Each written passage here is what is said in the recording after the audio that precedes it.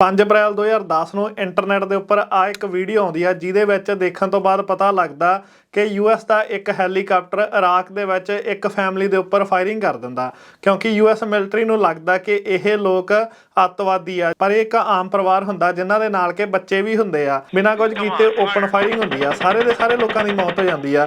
ਤੇ ਇਸ ਤਰੀਕੇ ਦੀ ਕਈ ਵਾਰ ਓਪਨ ਫਾਇਰਿੰਗ ਹੋਈ ਸੀ ਇਰਾਕ ਦੇ ਵਿੱਚ ਜਦੋਂ ਯੂਐਸ ਨੇ ਇਨਵੇਡ ਕੀਤਾ ਸੀ ਇਰਾਕ ਦੇ ਉੱਪਰ। ਤਕਰੀਬਨ ਇੱਕ ਅੰਦਾਜ਼ੇ ਦੇ ਅਨੁਸਾਰ 66,000 ਲੋਕਾਂ ਦੀ ਮੌਤ ਹੋ ਗਈ ਸੀ। ਵੈਸੇ ਤਾਂ ਯੂਐਸ ਦੀ ਸਰਕਾਰ ਪੂਰੀ ਦੁਨੀਆ ਦਾ ਲੁਕੋ ਕੇ ਇਹ ਆਪਰੇਸ਼ਨ ਕਰਦੀ ਸੀ, ਪਰ ਫਿਰ ਇੱਕ ਦਿਨ ਯੂਐਸ ਆਰਮੀ ਦੀ ਹੀ ਇੱਕ ਸੋਲਜਰ ਚੈਲਸੀ ਮੈਨਿਨ ਇਹ ਸਾਰਾ ਕੁਝ ਤਕਰੀਬਨ 75,000 ਡਾਕੂਮੈਂਟਸ ਦੀ ਫਾਈਲ ਬਣਾ ਕੇ ਵਿਕੀਲੀਕਸ ਦੇ ਉੱਪਰ ਇਹ ਲੀਕ ਕਰ ਦਿੰਦੀ ਆ। ਚੈਲਸੀ ਮੈਨਿਨ ਨੂੰ ਤਾਂ ਫੜ ਲਿਆ ਜਾਂਦਾ, ਉਹਨੂੰ ਜੇਲ੍ਹ ਦੇ ਵਿੱਚ ਸੁੱਟ ਦਿੱਤਾ ਜਾਂਦਾ। ਤਕਰੀਬਨ 35 ਸਾਲਾਂ ਦੀ ਉਹਨੂੰ ਕੈਦ ਦਿੱਤੀ ਜਾਂਦੀ ਆ। ਪਹਿਲੀ ਵਾਰੀ ਪੂਰੀ ਦੁਨੀਆ ਇੱਕ ਵੈਬਸਾਈਟ ਦੇ ਬਾਰੇ ਜਾਣਦੀ ਆ ਜਿਹਨੂੰ ਕਿ ਅੱਜ ਦੇ ਦਿਨ ਵੀ ਆਪਾਂ ਵਿਕੀਲੀਕਸ ਦੇ ਨਾਂ ਨਾਲ ਜਾਣਦੇ ਆ, ਜਿਹਦੇ ਉੱਪਰ ਕਿ ਇਹ ਸਾਰੇ ਡਾਕੂਮੈਂਟਸ ਤੇ ਇਹੋ ਜਿਹੀਆਂ ਵੀਡੀਓਜ਼ ਲੀਕ ਕੀਤੀਆਂ ਸੀ ਚੈਲਸੀ ਮੈਨਿਨ ਨੇ। ਤੇ ਯੂਐਸ ਦੀ ਸਰਕਾਰ ਦਾ ਭੇਦ ਇਸ ਵੈਬਸਾਈਟ ਨੇ ਖੋਲਿਆ ਸੀ, ਤਾਂ ਕਰਕੇ ਯੂਐਸ ਦੀ ਪੂਰੀ ਸਰਕਾਰ ਇਸ ਵੈਬਸਾਈਟ ਦੇ ਓਨਰ ਦੇ ਮਗਰ ਪੈ ਜਾਂਦੀ ਆ। ਤੇ ਜੂਲੀਅਨ ਅਸਾਂਜ ਨੂੰ ਵੀ ਪਤਾ ਸੀ ਕਿ ਜੇਕਰ ਕਿਸੇ ਵੀ ਤਰੀਕੇ ਹੁਣ ਯੂਐਸ ਦੀ ਸਰਕਾਰ ਨੇ ਜੂਲੀਅਨ ਅਸਾਂਜ ਨੂੰ ਫੜ ਲਿਆ ਤਾਂ ਜਿੰਨੇ ਚਾਰजेस ਉਹਦੇ ਉੱਪਰ ਲਗਾਏ ਗਏ ਆ ਤਾਂ ਤਕਰੀਬਨ ਇਹ ਮੰਨਿਆ ਜਾਂਦਾ ਕਿ ਉਹਨੂੰ 175 ਸਾਲਾਂ ਦੀ ਕੈਦ ਹੋਊਗੀ। ਤੇ ਇਹਦੇ ਤੋਂ ਇਲਾਵਾ ਜਿਹੜਾ ਯੂਐਸ ਦੀ ਸਰਕਾਰ ਉਹਦੇ ਉੱਪਰ ਤਸ਼ੱਦਦ ਕਰੂ ਉਹ ਵੱਖ ਤੋਂ, ਤਾਂ ਕਰਕੇ ਉਹ ਯੂਐਸ ਦੀ ਸਰਕਾਰ ਤੋਂ ਬਚਣ ਦੇ ਲਈ ਇੱਕ ਦਿਨ ਲੰਡਨ ਦੇ ਵਿੱਚ ਐਕਵਾਡੋਰ ਐਮਬੈਸੀ ਦੇ ਵਿੱਚ ਜਾਂਦਾ, ਜਿੱਥੇ ਕਿ ਉਸ ਐਮਬੈਸੀ ਦੇ ਵਿੱਚ ਜਾਣ ਤੋਂ ਮਗਰੋਂ ਉਹਨੂੰ ਇੱਕ ਕਮਰਾ ਦਿੱਤਾ ਜਾਂਦਾ। ਇਸ ਕਮਰੇ ਦੇ ਵਿੱਚ ਉਹ ਤਕਰੀਬਨ 7 ਸਾਲ ਤੱਕ ਰਹਿੰਦਾ ਤਾਂ ਕਿ ਯੂਐਸ ਦੀ ਸਰਕਾਰ ਉਹਨੂੰ ਫੜ ਨਾ ਸਕੇ। ਕਿਸ ਤਰੀਕੇ ਦੇ ਨਾਲ ਇਹ ਬੰਦਾ ਯੂਐਸ ਦੀ ਸਰਕਾਰ ਤੋਂ ਬਚਣ ਦੀ ਕੋਸ਼ਿਸ਼ ਕਰਦਾ, ਕਿਸ ਤਰੀਕੇ ਦੇ ਨਾਲ ਇਹਨੇ ਵੈਬਸਾਈਟ ਬਣਾਈ ਸੀ ਤੇ ਕਿਸ ਤਰੀਕੇ ਦੇ ਨਾਲ ਉਸ ਵੈਬਸਾਈਟ ਦੇ ਉੱਪਰ ਇਹ ਡਾਕੂਮੈਂਟਸ ਲੀਕ ਕਰਦਾ ਸੀ। ਪੂਰੀ ਦੁਨੀਆ ਦੀ ਸਰਕਾਰਾਂ ਦੇ ਜਿਹੜੇ ਕਾਲੇ ਚੱਠੇ ਹੁੰਦੇ ਸੀ ਉਹਨਾਂ ਨੂੰ ਕਿਸ ਤਰੀਕੇ ਦੇ ਨਾਲ ਇਹ ਆਪਦੀ ਵੈਬਸਾਈਟ ਦੇ ਉੱਪਰ ਲੀਕ ਕਰਦਾ ਸੀ। ਤੇ ਇਹਦੇ ਤੋਂ ਇਲਾਵਾ ਇਹ ਬੰਦਾ ਆਪਣੇ ਸਾਰਿਆਂ ਦੇ ਲਈ ਕਿਉਂ ਜ਼ਰੂਰੀ ਆ, ਅੱਜ ਦੀ ਬਹੁਤ ਹੀ ਇੰਟਰਸਟਿੰਗ ਵੀਡੀਓ ਦੇ ਵਿੱਚ ਆਪਾਂ ਗੱਲ ਕਰਾਂਗੇ ਜੂਲੀਅਨ ਅਸਾਂਜ ਦੇ ਬਾਰੇ, ਜਿਹਦੇ ਤੋਂ ਕਿ ਅਮਰੀਕਾ ਦੀ ਸਰਕਾਰ ਬਹੁਤ ਖੌਫ ਖਾਂਦੀ ਆ। Illegally shoot the son of a... Get Assange to Sweden and hang on to it. WikiLeaks! I love WikiLeaks! These WikiLeaks! WikiLeaks has confirmed just today by WikiLeaks. Best place to start. Come on, fire!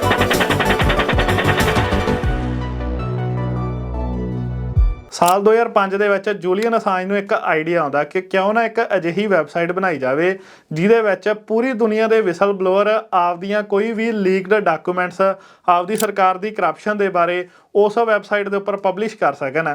ਤੇ ਉਹਨਾਂ ਸਾਰੇ whistle blower ਦੀ ਜਿਹੜੀ identity ਆ ਉਹਨੂੰ ਪੂਰੀ ਤਰ੍ਹਾਂ secret ਰੱਖਿਆ ਜਾਵੇ, ਇੱਥੋਂ ਤੱਕ ਕਿ ਜੂਲੀਅਨ ਅਸਾਂਜ ਨੂੰ ਖੁਦ ਵੀ ਨਾ ਪਤਾ ਹੋਵੇ ਕਿ ਕਿਹੜੇ ਬੰਦੇ ਨੇ ਕਿਹੜੀ ਫਾਈਲ ਅਪਲੋਡ ਕੀਤੀ ਆ। ਤੇ ਇਸ ਵੈਬਸਾਈਟ ਦੇ ਦੋ ਫਾਇਦੇ ਹੋਣੇ ਸੀ, ਕਿਉਂਕਿ ਇੱਕ ਤਾਂ ਜਿੰਨੇ ਵੀ ਵਿਸਲ ਬਲੋਅਰ ਆ ਪੂਰੀ ਦੁਨੀਆ ਦੇ ਵਿੱਚ ਜਾਂ ਤਾਂ ਉਹਨਾਂ ਦੀ ਆਵਾਜ਼ ਦਬਾਈ ਜਾਂਦੀ ਆ, ਤੇ ਇਹਦੇ ਤੋਂ ਇਲਾਵਾ ਜੇਕਰ ਉਹ ਖੁਦ ਆ ਕੇ ਕਿਸੇ ਪਲੇਟਫਾਰਮ ਦੇ ਉੱਪਰ ਬੋਲਦੇ ਆ ਤਾਂ ਉਹਨਾਂ ਨੂੰ ਸਿਕਿਉਰਿਟੀ ਰੀਜ਼ਨ ਦੇ ਕਰਕੇ ਉਹਨਾਂ ਦੀ ਜਾਨ ਨੂੰ ਖਤਰਾ ਹੁੰਦਾ ਜਾਂ ਉਹਨਾਂ ਦੇ ਪਰਿਵਾਰ ਦੀ ਜਾਨ ਨੂੰ ਖਤਰਾ ਹੁੰਦਾ। ਇਸੇ ਹੀ ਗੱਲ ਦੇ ਕਰਕੇ ਇਹ ਜੂਲੀਅਨ ਅਸਾਂਜ ਇੱਕ ਵੈਬਸਾਈਟ ਬਣਾਉਣ ਦੇ ਬਾਰੇ ਸੋਚਦਾ ਕਿ ਜਿਹਦੇ ਵਿੱਚ ਇਹਨਾਂ ਵਿਸਲ ਬਲੋਅਰਾਂ ਦੀ ਜਿਹੜੀ ਵੀ ਆਇਡੈਂਟੀਟੀ ਆ ਉਹਨੂੰ ਪੂਰੀ ਤਰੀਕੇ ਦੇ ਨਾਲ ਸੀਕ੍ਰੇਟ ਰੱਖਿਆ ਜਾਵੇ। ਤੇ ਇਸ ਆਈਡੀਆ ਤੋਂ ਬਾਅਦ ਉਹ ਸਾਲ 2006 ਦੇ ਵਿੱਚ ਵਿਕੀਲੀਕਸ ਦੀ ਸ਼ੁਰੂਆਤ ਕਰਦਾ। ਇਸ ਤਰੀਕੇ ਦੀ ਉਹ ਇੱਕ ਵੈਬਸਾਈਟ ਬਣਾਉਂਦਾ ਕਿ ਜਿੱਥੇ ਜਾ ਕੇ ਕੋਈ ਵੀ ਬੰਦਾ ਜੇਕਰ ਉਹਦੇ ਕੋਲ ਕਿਸੇ ਵੀ ਤਰੀਕੇ ਦਾ ਸੀਕ੍ਰੇਟ ਡਾਕੂਮੈਂਟ ਆ, ਚਾਹੇ ਫਿਰ ਉਹ ਕਿਸੇ ਦੇਸ਼ ਦੀ ਸਰਕਾਰ ਦੇ ਖਿਲਾਫ ਹੋਵੇ ਜਾਂ ਉਹ ਕਿਸੇ ਆਰਗੇਨਾਈਜੇਸ਼ਨ ਦੇ ਖਿਲਾਫ ਹੋਵੇ, ਕਿਸੇ ਵੀ ਤਰੀਕੇ ਦਾ ਕੋਈ ਵੀ ਖੂਫੀਆ ਡਾਕੂਮੈਂਟ ਆ ਉਹ ਇਸ ਵਿਕੀਲੀਕਸ ਦੇ ਉੱਪਰ ਅਪਲੋਡ ਕਰ ਸਕਦਾ। ਤੇ ਉਸ ਤੋਂ ਬਾਅਦ ਜੂਲੀਅਨ ਅਸਾਂਜ ਤੇ ਉਹਦੀ ਟੀਮ ਇਹਨਾਂ ਡਾਕੂਮੈਂਟਸ ਨੂੰ ਰਿਵਿਊ ਕਰਦੀ ਆ। ਜੇਕਰ ਇਹ ਡਾਕੂਮੈਂਟਸ ਉਹਨਾਂ ਨੂੰ ਸਹੀ ਲੱਗਦੇ ਆ ਤਾਂ ਉਹ ਵਿਕੀਲੀਕਸ ਦੇ ਉੱਪਰ ਇਹਨੂੰ ਪਬਲਿਸ਼ ਕਰ ਦਿੰਦੇ ਆ ਤਾਂ ਕਿ ਪੂਰੀ ਦੁਨੀਆ ਇਹਨਾਂ ਡਾਕੂਮੈਂਟਸ ਦੇ ਬਾਰੇ ਜਾਣ ਸਕੇ। ਵੈਸੇ ਤਾਂ ਇਹ ਜਿਹੜਾ ਆਈਡੀਆ ਸੀ ਇਹ ਸੇਮ ਉਵੇਂ ਇੱਕ ਪੱਤਰਕਾਰ ਦੇ ਵਾਂਗੂ ਆਈਡੀਆ ਸੀ ਕਿ ਪੱਤਰਕਾਰ ਦੇ ਕੋਲ ਜੇਕਰ ਉਹਦੇ ਸੋਰਸ ਤੋਂ ਕੋਈ ਇਨਫੋਰਮੇਸ਼ਨ ਆਉਂਦੀ ਆ ਉਹਨੂੰ ਪਹਿਲਾਂ ਉਹ ਰਿਵਿਊ ਕਰਦਾ, ਫਿਰ ਉਹਨੂੰ ਆਪਦੇ ਅਖਬਾਰ ਦੇ ਵਿੱਚ ਛਾਪ ਦਿੰਦਾ ਜਾਂ ਉਹਨੂੰ ਆਪਦੇ ਨਿਊਜ਼ ਚੈਨਲ ਦੇ ਉੱਪਰ ਚਲਾ ਦਿੰਦਾ। ਪਰ ਤੁਸੀਂ ਕਹਿ ਸਕਦੇ ਆ ਕਿ ਇੱਕ ਨਿਊਜ਼ ਚੈਨਲ ਜਾਂ ਕੋਈ ਵੀ ਅਖਬਾਰ ਇੱਕ ਲੋਕਲ ਲੈਵਲ ਤੱਕ ਹੁੰਦਾ, ਪਰ ਇਹ ਜਿਹੜੀ ਵਿਕੀਲੀਕਸ ਸੀ ਇਹ ਜੂਲੀਅਨ ਅਸਾਂਜ ਨੇ ਇਸ ਤਰੀਕੇ ਦੇ ਨਾਲ ਡਿਜ਼ਾਈਨ ਕੀਤੀ ਸੀ ਕਿ ਪੂਰੀ ਦੁਨੀਆ ਦੇ ਵਿੱਚ ਬੈਠੇ ਲੋਕ ਇਹਨੂੰ ਕਿਤੋਂ ਵੀ ਐਕਸੈਸ ਕਰ ਸਕਦੇ ਆ ਤਾਂ ਕਿ ਉਹ ਜੇਕਰ ਕੋਈ ਵੀ ਕਲਾਸੀਫਾਈਡ ਡਾਕੂਮੈਂਟ ਪੜ੍ਹਨਾ ਚਾਹੁੰਦੇ ਆ ਤਾਂ ਉਹ ਇਸ ਵੈਬਸਾਈਟ ਤੇ ਜਾ ਕੇ ਪੜ੍ਹ ਸਕਦੇ ਆ। ਤੇ ਜਦੋਂ ਹੀ ਇਸ ਵੈਬਸਾਈਟ ਦੀ ਸ਼ੁਰੂਆਤ ਹੁੰਦੀ ਆ ਤਾਂ ਜੂਲੀਅਨ ਅਸਾਂਜ ਨੂੰ ਬਹੁਤ ਸਾਰੇ ਕਲਾਸੀਫਾਈਡ ਡਾਕੂਮੈਂਟਸ ਮਿਲਦੇ ਆ, ਜਿਵੇਂ ਕਿ ਯਮਨ ਦੇ ਵਿੱਚ drone strikes, oil scandal Peru ਦੇ ਵਿੱਚ, ਤੇ ਇਹਦੇ ਤੋਂ ਇਲਾਵਾ ਕਈ ਅਜਿਹੇ ਖਤਰਨਾਕ ਆਪਰੇਸ਼ਨ ਜਿਹੜੇ ਸਰਕਾਰਾਂ ਨੇ ਲੋਕਾਂ ਤੋਂ ਲੁਕੋ ਕੇ ਕੀਤੇ ਸੀ ਉਹ ਇਸ ਵਿਕੀਲੀਕਸ ਦੇ ਉੱਪਰ ਲਗਾਤਾਰ ਪਬਲਿਸ਼ ਹੋਣ ਲੱਗ ਜਾਂਦੇ ਆ। ਪਰ ਸਾਲ 2006 ਤੋਂ ਲੈ ਕੇ 2010 ਤੱਕ ਕਈ ਡਾਕੂਮੈਂਟ ਪਬਲਿਸ਼ ਹੁੰਦੇ ਆ, ਪਰ ਵਿਕੀਲੀਕਸ ਨੂੰ ਕੋਈ ਇੰਨੀ ਇੰਪੋਰਟੈਂਸ ਨਹੀਂ ਮਿਲਦੀ ਕਿ ਕੋਈ ਜ਼ਿਆਦਾ ਲੋਕ ਜਾਣਨ ਨਹੀਂ ਲੱਗਦੇ ਵਿਕੀਲੀਕਸ ਦੇ ਬਾਰੇ। ਪਰ ਫਿਰ ਸਾਲ 2010 ਦੇ ਵਿੱਚ ਕੁਝ ਅਜਿਹਾ ਹੁੰਦਾ ਜਿਹੜਾ ਕਿ ਜੂਲੀਅਨ ਅਸਾਂਜ ਦੀ ਪੂਰੀ ਜ਼ਿੰਦਗੀ, ਇਹਦੇ ਤੋਂ ਇਲਾਵਾ ਵਿਕੀਲੀਕਸ ਦੀ ਵੀ ਤਕਦੀਰ ਨੂੰ ਬਦਲ ਕੇ ਰੱਖ ਦਿੰਦਾ। ਜਦੋਂ ਹੀ ਸਾਲ 2010 ਦੇ ਵਿੱਚ ਚੈਲਸੀ ਮੈਨਿਨ, ਜਿਹੜੀ ਕਿ ਉਸ ਸਮੇਂ ਇਰਾਕ ਦੇ ਵਿੱਚ ਹੁੰਦੀ ਆ, ਜਿਹੜੀ ਕਿ US ਮਿਲਟਰੀ ਦੀ ਹੀ ਸੋਲਜਰ ਹੁੰਦੀ ਆ, ਜਦੋਂ ਉਹ US ਆਰਮੀ ਦੇ ਇਰਾਕ ਦੇ ਲੋਕਾਂ ਦੇ ਉੱਪਰ ਕੀਤੇ ਹੋਏ ਜ਼ੁਲਮਾਂ ਨੂੰ ਦੇਖਦੀ ਆ ਤਾਂ ਉਹ ਇਹ ਡਿਸਾਈਡ ਕਰਦੀ ਆ ਕਿ ਕਿਉਂ ਨਾ ਇਹਨਾਂ ਸਾਰੇ ਜ਼ੁਲਮਾਂ ਨੂੰ ਜਿਹੜੇ US ਸਰਕਾਰ ਨੇ ਕੀਤੇ ਆ ਇਰਾਕੀ ਲੋਕਾਂ ਦੇ ਉੱਪਰ, ਕਿਉਂ ਨਾ ਇਹਨਾਂ ਨੂੰ ਪੂਰੀ ਦੁਨੀਆ ਦੇ ਸਾਹਮਣੇ ਲਿਆਂਦਾ ਜਾਵੇ। ਜਿਹਦੇ ਕਰਕੇ ਉਹ ਕੀ ਕਰਦੀ ਹੈ ਕਿ US ਆਰਮੀ ਦੇ ਹੀ ਕੰਪਿਊਟਰ ਬੇਸ ਦੇ ਵਿੱਚੋਂ ਤਕਰੀਬਨ 7.5 ਲੱਖ ਦੇ ਕਰੀਬ ਉਹ ਸਾਰੇ ਕਲਾਸੀਫਾਈਡ ਡਾਕੂਮੈਂਟਸ ਨੂੰ ਪਹਿਲਾਂ ਤਾਂ ਉਹ ਡਾਊਨਲੋਡ ਕਰਦੀ ਆ ਤੇ ਉਹ ਸਾਰੀਆਂ ਵੀਡੀਓਜ਼ ਵੀ ਡਾਊਨਲੋਡ ਕਰਦੀ ਆ ਜਿਨ੍ਹਾਂ ਦੇ ਵਿੱਚ US ਦੀ ਆਰਮੀ ਆਮ ਲੋਕਾਂ ਨੂੰ ਮਾਰ ਰਹੀ ਹੁੰਦੀ ਆ। ਤੇ ਉਸ ਤੋਂ ਬਾਅਦ ਇਹ ਸਾਰੇ ਡਾਕੂਮੈਂਟਸ ਤੇ ਇਹ ਸਾਰੀਆਂ ਵੀਡੀਓਜ਼ ਉਹ ਵਿਕੀਲੀਕਸ ਦੇ ਉੱਪਰ ਅਪਲੋਡ ਕਰ ਦਿੰਦੀ ਆ। ਤਕਰੀਬਨ ਕਈ ਮਹੀਨੇ ਲੱਗ ਜਾਂਦੇ ਆ ਜੂਲੀਅਨ ਅਸਾਂਜ ਤੇ ਉਹਦੀ ਟੀਮ ਨੂੰ ਇਹ ਡਾਕੂਮੈਂਟਸ ਨੂੰ ਰਿਵਿਊ ਕਰਨ ਦੇ ਲਈ। ਜਦੋਂ ਹੀ ਉਹ ਸਾਰੇ ਡਾਕੂਮੈਂਟਸ ਨੂੰ ਰਿਵਿਊ ਕਰ ਲੈਂਦੇ ਆ ਤਾਂ ਇੱਕ ਇੱਕ ਕਰਕੇ ਉਹ ਇਹਨਾਂ ਡਾਕੂਮੈਂਟਸ ਨੂੰ ਪਬਲਿਸ਼ ਕਰਨਾ ਸ਼ੁਰੂ ਕਰ ਦਿੰਦੇ ਆ। ਤੇ ਜਦੋਂ ਹੀ ਪਹਿਲੀ ਵਾਰੀ ਇਹ ਡਾਕੂਮੈਂਟਸ ਲੀਕ ਕੀਤੇ ਜਾਂਦੇ ਆ ਤਾਂ ਪਹਿਲੇ ਡਾਕੂਮੈਂਟਸ ਤੇ ਜਿਹੜੀ ਪਹਿਲੀ ਵੀਡੀਓ ਲੀਕ ਕੀਤੀ ਸੀ ਇਹ ਵਿਕੀਲੀਕਸ ਨੇ, ਉਹ ਦੇਖਣ ਤੋਂ ਬਾਅਦ ਪੂਰੀ ਦੁਨੀਆ ਹਿੱਲ ਜਾਂਦੀ ਆ। ਇਹ ਉਹੀ ਵੀਡੀਓ ਸੀ ਜਿਹਦੇ ਬਾਰੇ ਆਪਾਂ ਵੀਡੀਓ ਦੇ ਵਿੱਚ ਪਹਿਲਾਂ ਗੱਲ ਕੀਤੀ ਆ ਕਿ ਕਿਸ ਤਰੀਕੇ ਦੇ ਨਾਲ US ਦਾ ਇੱਕ ਹੈਲੀਕਾਪਟਰ ਜਾਂਦਾ ਇਰਾਕ ਦੇ ਲੋਕਾਂ ਦੇ ਉੱਪਰ ਫਾਇਰਿੰਗ ਕਰਦਾ। ਤਕਰੀਬਨ 6 ਤੋਂ 7 ਲੋਕ ਚੱਲੇ ਹੁੰਦੇ ਆ ਧਰਤੀ ਦੇ ਉੱਪਰ, ਉਹਨਾਂ ਦੇ ਉੱਪਰ ਫਾਇਰਿੰਗ ਹੁੰਦੀ ਆ ਜਿਨ੍ਹਾਂ ਦੇ ਵਿੱਚ ਕਿ ਬੱਚਿਆਂ ਦੀ ਵੀ ਮੌਤ ਹੋ ਜਾਂਦੀ ਆ, ਪੂਰੇ ਦਾ ਪੂਰਾ ਪਰਿਵਾਰ ਖਤਮ ਹੋ ਜਾਂਦਾ। ਤੇ ਇਸ ਤਰੀਕੇ ਦੇ ਜਦੋਂ ਉਹ ਡਾਕੂਮੈਂਟਸ ਲੀਕ ਕਰਨੇ ਸ਼ੁਰੂ ਕਰਦੇ ਆ ਤਾਂ US ਦੀ ਸਰਕਾਰ ਇੱਕ ਵਾਰੀ ਹਿੱਲ ਜਾਂਦੀ ਆ। US ਦੀ ਸਰਕਾਰ ਨੂੰ ਲੱਗਦਾ ਕਿ ਇਹ ਤਾਂ ਬੜਾ ਕਲਾਸੀਫਾਈਡ ਮਿਸ਼ਨ ਸੀ, ਉਹਨਾਂ ਨੇ ਤਾਂ ਪੂਰੀ ਦੁਨੀਆ ਤੋਂ ਲੁਕੋ ਕੇ ਕੀਤਾ ਸੀ ਤੇ ਇਹ ਜੂਲੀਅਨ ਅਸਾਂਜ ਦੇ ਕੋਲ, ਇਹ ਵਿਕੀਲੀਕਸ ਦੇ ਕੋਲ ਡਾਕੂਮੈਂਟਸ ਕਿੱਥੋਂ ਜਾ ਵੜੇ। ਪਰ ਚੈਲਸੀ ਮੈਨਨ ਤੋਂ ਇੱਥੇ ਹੀ ਇੱਕ ਗਲਤੀ ਹੁੰਦੀ ਆ ਕਿ ਉਹ ਆਪਦੇ ਇੱਕ ਦੋਸਤ ਨੂੰ ਦੱਸ ਦਿੰਦੀ ਆ ਕਿ ਉਹਨੇ ਇਹ ਸਾਰੇ ਡਾਕੂਮੈਂਟਸ ਵਿਕੀਲੀਕਸ ਦੇ ਉੱਪਰ ਅਪਲੋਡ ਕੀਤੇ ਸੀ। ਤੇ ਜਦੋਂ ਹੀ ਇਹ ਸਾਰੇ ਡਾਕੂਮੈਂਟਸ ਦੇ ਬਾਰੇ US ਦੀ ਸਰਕਾਰ ਨੂੰ ਪਤਾ ਲੱਗਦਾ ਕਿ ਚੈਲਸੀ ਮੈਨਨ ਨੇ ਇਹ ਡਾਕੂਮੈਂਟਸ ਅਪਲੋਡ ਕੀਤੇ ਆ ਤਾਂ ਚੈਲਸੀ ਮੈਨਨ ਨੂੰ ਫੜ ਕੇ ਜੇਲ੍ਹ ਦੇ ਵਿੱਚ ਸੁੱਟ ਦਿੱਤਾ ਜਾਂਦਾ, ਜਿੱਥੇ ਕਿ ਉਹਨੂੰ ਤਕਰੀਬਨ 35 ਸਾਲਾਂ ਦੀ ਕੈਦ ਦੀ ਸਜ਼ਾ ਹੁੰਦੀ ਆ। ਤੇ ਉਸ ਤੋਂ ਬਾਅਦ ਪੂਰੀ ਦੁਨੀਆ ਦੇ ਵਿੱਚ US ਦੀ ਸਰਕਾਰ ਨੂੰ ਫਟਕਾਰ ਮਿਲ ਰਹੀ ਸੀਗੀ। ਹਰ ਇੱਕ ਬੰਦਾ US ਦੀ ਸਰਕਾਰ ਨੂੰ ਕ੍ਰਿਟੀਸਾਈਜ਼ ਕਰ ਰਿਹਾ ਸੀ, ਜਿਹਦੇ ਕਰਕੇ ਅਮਰੀਕਾ ਦੀ FBI ਤੇ CIA ਦੇ ਨਿਸ਼ਾਨੇ ਦੇ ਉੱਪਰ ਵਿਕੀਲੀਕਸ ਤੇ ਵਿਕੀਲੀਕਸ ਦਾ ਓਨਰ ਆ ਜਾਂਦੇ ਆ। ਹੁਣ US ਦੀ ਸਰਕਾਰ ਦਾ ਇੱਕੋ ਹੀ ਟਾਰਗੇਟ ਸੀ ਕਿ ਕਿਸੇ ਵੀ ਤਰੀਕੇ ਜੂਲੀਅਨ ਅਸਾਂਜ ਨੂੰ ਫੜਨਾ ਜਿਹਨੇ ਇਹ ਸਾਰੇ ਡਾਕੂਮੈਂਟਸ ਲੀਕ ਕੀਤੇ ਆ। ਪਰ ਹੁਣ ਇੱਥੇ ਹੀ ਗੱਲ ਆਉਂਦੀ ਹੈ ਕਿ ਜੂਲੀਅਨ ਅਸਾਂਜ ਦੀ ਤਾਂ ਕੋਈ ਗਲਤੀ ਨਹੀਂ, ਉਹਦੇ ਕੋਲ ਤਾਂ ਡਾਕੂਮੈਂਟਸ ਆਏ, ਉਹਦੇ ਸੋਰਸ ਨੇ ਉਹਨੂੰ ਡਾਕੂਮੈਂਟਸ ਦਿੱਤੇ ਤੇ ਉਦੋਂ ਬਾਅਦ ਉਹਨਾਂ ਨੂੰ ਰਿਵਿਊ ਕਰਨ ਤੋਂ ਬਾਅਦ ਉਹਨੇ ਆਪਦੀ ਵੈਬਸਾਈਟ ਦੇ ਉੱਪਰ ਇਹ ਡਾਕੂਮੈਂਟਸ ਪਬਲਿਸ਼ ਕਰਤੇ, ਜਦ ਕਿ ਇਹ ਸੱਚੇ ਡਾਕੂਮੈਂਟ ਸੀਗੇ। US ਦੀ ਸਰਕਾਰ ਨੇ ਬਿਲਕੁਲ ਵੀ ਇਨਕਾਰ ਨਹੀਂ ਕੀਤਾ ਕਿ ਇਹ ਕੋਈ ਫੇਕ ਡਾਕੂਮੈਂਟ ਆ। ਪਰ ਇਹ ਕੰਮ ਤਾਂ ਹਰ ਰੋਜ਼ ਜਰਨਲਿਸਟ ਕਰਦੇ ਆ, ਹਰ ਰੋਜ਼ ਪੱਤਰਕਾਰ ਇਸੇ ਹੀ ਤਰੀਕੇ ਖਬਰਾਂ ਛਾਪਦੇ ਆ, ਉਹਨਾਂ ਨੂੰ ਤਾਂ ਫੜਿਆ ਨਹੀਂ ਜਾਂਦਾ। ਪਰ ਹੁਣ US ਦੀ ਸਰਕਾਰ ਇਸ ਜੂਲੀਅਨ ਅਸਾਂਜ ਦੇ ਪਿੱਛੇ ਕਿਉਂ ਪੈ ਗਈ? ਜੇਕਰ ਇਹਦੇ ਬਾਰੇ ਜਾਣਨਾ ਨਾ ਤਾਂ ਮੈਂ ਤੁਹਾਨੂੰ ਇੱਥੇ ਹੀ ਇੱਕ ਨਿੱਕੀ ਜਿਹੀ ਕਹਾਣੀ ਸੁਣਾਉਣਾ ਸਾਲ 1971 ਦੀ।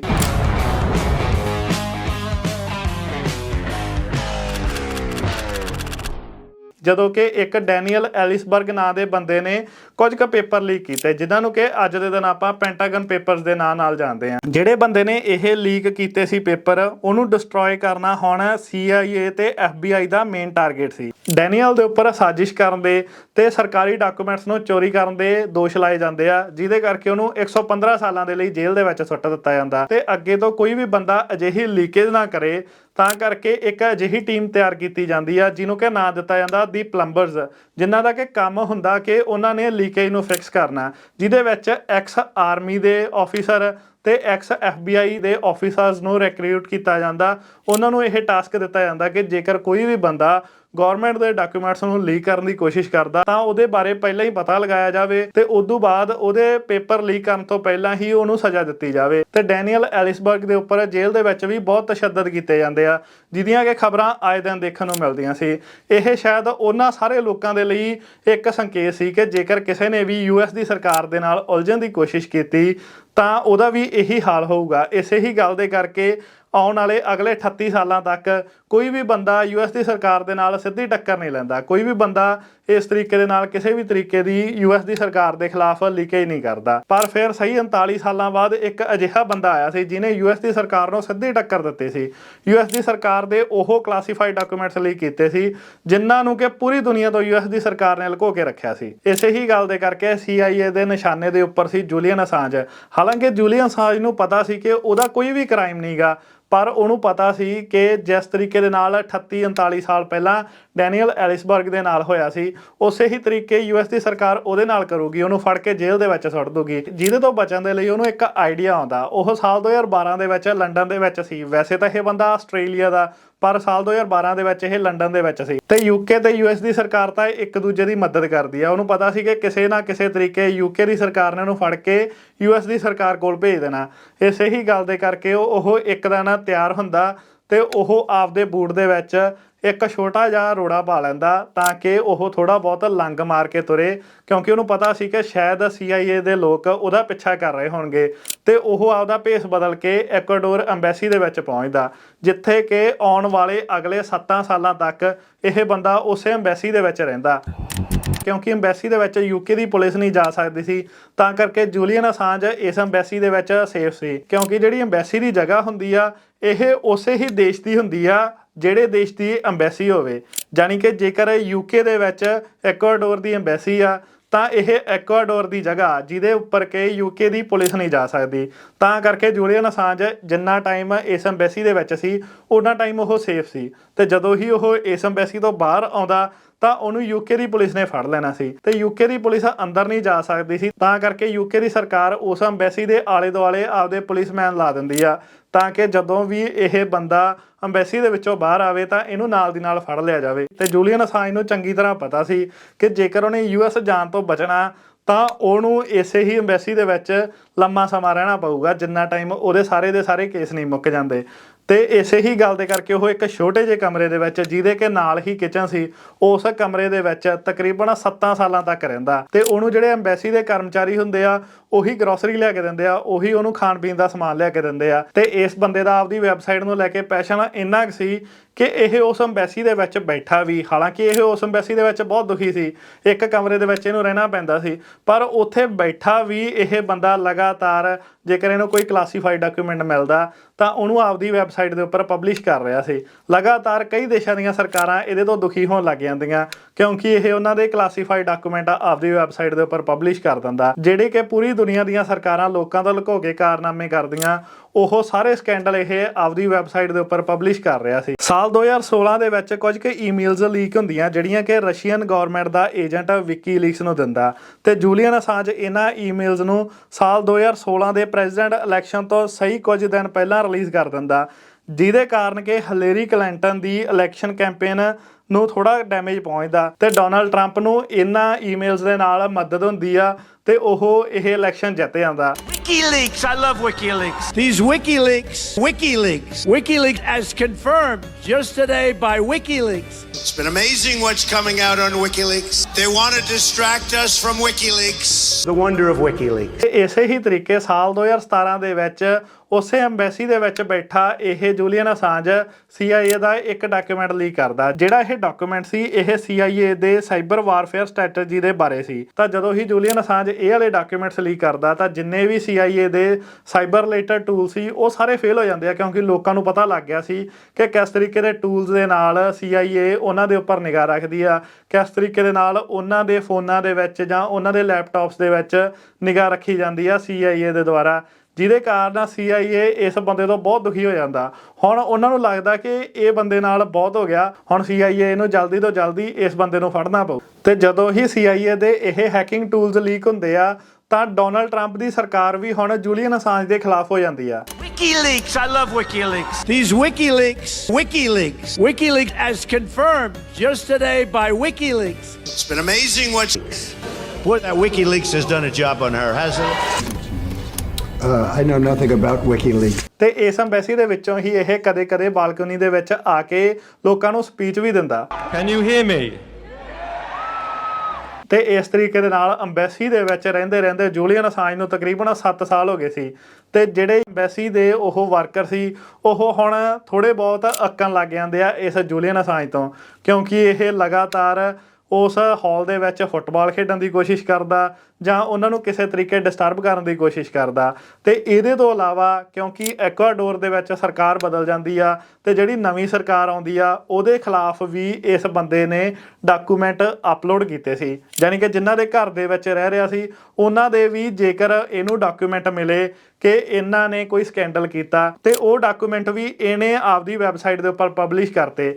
ਹਾਲਾਂਕਿ ਇਹਨੂੰ ਪਤਾ ਸੀ ਕਿ ਐਕਵਾਡੋਰ ਦੀ ਸਰਕਾਰ ਨੂੰ ਇਹ ਡਾਕੂਮੈਂਟ ਚੰਗੇ ਨਹੀਂ ਲੱਗਣੇ, ਪਰ ਜਦੋਂ ਹੀ ਇਹ ਪਬਲਿਸ਼ ਕਰਦਾ ਤੇ ਜਿਹੜਾ ਨਵਾਂ ਪ੍ਰੈਜ਼ੀਡੈਂਟ ਬਣਦਾ ਐਕਵਾਡੋਰ ਦਾ ਉਹ ਆਪਦੀ ਐਮਬੈਸੀ ਨੂੰ ਇਹ ਹੁਕਮ ਦੇ ਦਿੰਦਾ ਕਿ ਇਹਨੂੰ ਇਸ ਐਮਬੈਸੀ ਦੇ ਵਿੱਚੋਂ ਹੁਣ ਬਾਹਰ ਕੱਢਿਆ ਜਾਵੇ। ਜਿਹੜਾ ਨਵਾਂ ਪ੍ਰੈਜ਼ੀਡੈਂਟ ਬਣਦਾ ਐਕਵਾਡੋਰ ਦਾ ਉਹ ਜੂਲੀਅਨ ਅਸਾਂਜ ਨੂੰ ਇੱਕ ਹੈਕਰ ਦੱਸਦਾ। ਉਹ ਕਹਿੰਦਾ ਕਿ ਇਹ ਬੰਦੇ ਦਾ ਸਿਰਫ ਇੱਕੋ ਟਾਰਗੇਟ ਆ ਕਿ ਇਹਨੇ ਪੂਰੀ ਦੁਨੀਆ ਦੀਆਂ ਸਰਕਾਰਾਂ ਨੂੰ ਹਿਲਾ ਕੇ ਰੱਖਣਾ, ਜਿਹਦੇ ਕਾਰਨ ਉਹ ਐਮਬੈਸੀ ਨੂੰ ਇਹ ਹੁਕਮ ਦਿੰਦਾ ਕਿ ਇਸ ਬੰਦੇ ਨੂੰ ਐਮਬੈਸੀ ਦੇ ਵਿੱਚੋਂ ਬਾਹਰ ਕੱਢ ਦਿੱਤਾ ਜਾਵੇ। ਤੇ ਜਦੋਂ ਹੀ ਇਸ ਬੰਦੇ ਨੂੰ ਐਮਬੈਸੀ ਦੇ ਵਿੱਚੋਂ ਬਾਹਰ ਕੱਢਿਆ ਜਾਂਦਾ, ਇਹ 7 ਸਾਲਾਂ ਬਾਅਦ ਜਦੋਂ ਪਹਿਲੀ ਵਾਰ ਉਸ ਐਮਬੈਸੀ ਤੋਂ ਬਾਹਰ ਆਉਂਦਾ ਤਾਂ ਬਾਹਰ ਆਉਂਦੇ ਸਾਰ ਹੀ ਯੂਕੇ ਦੀ ਪੁਲਿਸ ਇਸ ਬੰਦੇ ਨੂੰ ਅਰੈਸਟ ਕਰ ਲੈਂਦੀ ਆ। The British police were seemingly invited into this very small embassy. ਤੇ ਜਦੋਂ ਹੀ ਯੂਕੇ ਦੀ ਸਰਕਾਰ ਤੋਂ ਇਸ ਬੰਦੇ ਨੂੰ ਅਰੈਸਟ ਕਰਨ ਦਾ ਕਾਰਨ ਪੁੱਛਿਆ ਜਾਂਦਾ ਤਾਂ ਉਹ ਦੱਸਦੇ ਆ ਕਿ ਇਹਦੇ ਉੱਪਰ ਇੱਕ ਚਾਰਜ ਆ ਸੈਕਸ਼ੂਅਲ ਹਰੈਸਮੈਂਟ ਦਾ, ਜਿਹੜਾ ਕਿ ਸਵੀਡਨ ਦੇਸ਼ ਦੇ ਵਿੱਚ ਆ, ਯੂਕੇ ਦੇ ਵਿੱਚ ਨਹੀਂ, ਸਵੀਡਨ ਦੇਸ਼ ਦੇ ਵਿੱਚ ਆ।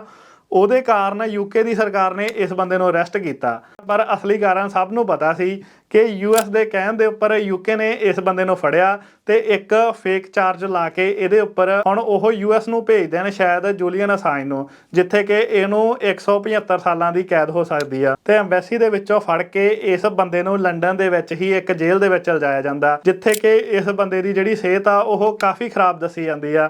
ਤੇ ਇਹਦੇ ਤੋਂ ਇਲਾਵਾ ਲਗਾਤਾਰ ਇਹ ਖਬਰਾਂ ਨਿਕਲ ਕੇ ਆਉਂਦੀਆਂ ਕਿ ਇਹਦੇ ਉੱਪਰ ਟੌਰਚਰ ਕੀਤਾ ਜਾਂਦਾ, ਇਹਨੂੰ ਇੱਕ ਡਾਰਕ ਰੂਮ ਦੇ ਵਿੱਚ ਜਾਂਦਾ ਬੰਦ ਕਰ ਦਿੱਤਾ ਜਾਂਦਾ ਜਿੱਥੇ ਕਿ ਸੂਰਜ ਦੀ ਇੱਕ ਵੀ ਕਿਰਨ ਨਹੀਂ ਆਉਂਦੀ, ਜਾਂ ਇਹਨੂੰ ਕਈ ਵਾਰ ਖਾਣਾ ਨਹੀਂ ਦਿੱਤਾ ਜਾਂਦਾ, ਜਾਂ ਜੇਕਰ ਇਹ ਬੰਦਾ ਬਿਮਾਰ ਆ ਤਾਂ ਇਹਨੂੰ ਕੋਈ ਮੈਡੀਕਲ ਸਹੂਲਤ ਨਹੀਂ ਮਿਲਦੀ। ਯੂਐਨ ਦੀਆਂ ਕਈ ਟੀਮਾਂ ਇਸ ਬੰਦੇ ਨੂੰ ਜਾ ਕੇ ਮਿਲ ਕੇ ਆਈਆਂ ਤਾਂ ਉਸ ਤੋਂ ਬਾਅਦ ਉਹਨਾਂ ਨੇ ਇਹ ਦੋਸ਼ ਲਾਏ ਆ ਕਿ ਲਗਾਤਾਰ ਤਸ਼ੱਦਦ ਕੀਤਾ ਜਾ ਰਿਹਾ ਇਸ ਬੰਦੇ ਦੇ ਉੱਪਰ ਯੂਐਸ ਦੀ ਸਰਕਾਰ ਦੇ ਕਹਿਣ ਤੇ ਯੂਕੇ ਦੀ ਸਰਕਾਰ ਦੇ ਦੁਆਰਾ।